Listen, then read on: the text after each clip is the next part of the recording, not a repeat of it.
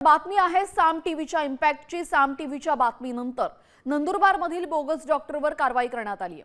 सातपुड्याच्या दुर्गम भागामध्ये आदिवासी बांधवांच्या जीवाशी खेळणाऱ्या बोगस डॉक्टरांचं रॅकेट साम टीव्हीने उघड केलं।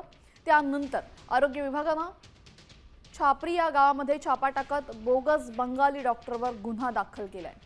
पदवी नसताना दवाखाना चालवणाऱ्या अलीक रॉय या तरुणावर कारवाई करण्यात आली असून अजूनही तालुक्यात 15हून अधिक बोगस डॉक्टर सक्रिय असल्याची माहिती समोर आलेली आहे। त्यांच्यावर प्रशासन नेमकी काय कारवाई करणार हे पाहणं महत्त्वाचं ठरेल।